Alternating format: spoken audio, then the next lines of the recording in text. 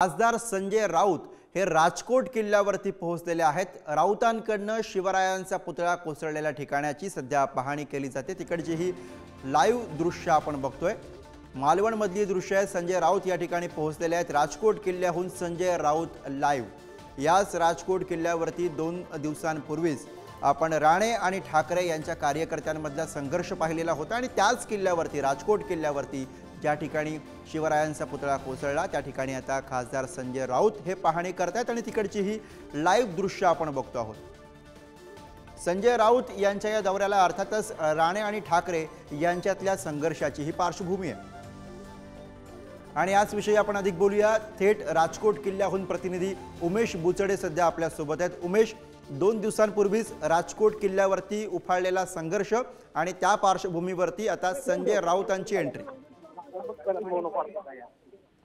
निश्चितच गुरु, आपण बघितलं की संजय राऊत हे आता राजकोट किल्ल्यावर त्यांनी पाहणी केली येथे आणि त्यांच्या सोबत जे चंद्रराज पाटील हे देखील आहेत, वैभव नाईक आहेत, आमदार शिवसेनेचे संपूर्ण नेते आहेत, प्रशासन देखील आहे आणि त्यांनी पाहणी केली पुतळा कशासाठी का कोसळला ती कारण देखील ते आता थोडेसे जाणून घेतात प्रशासनाकडून आणि नेमकं काय बोलणार आहेत ते माध्यमांशी ते बघावं लागणार आहे कारण इथे ते माध्यमांना प्रतिक्रिया देत नाही। तर आपण दृश्य बघतोय की ते आता पुतळा पाहणी करून निघत आहेत बाहेर आणि एक 10 मिनिटं ते इथे होते।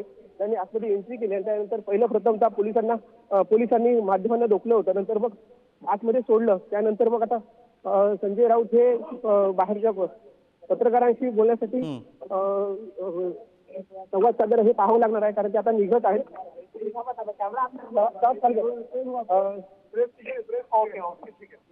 राऊत साहेब, पाहणी केली काय सांगाल?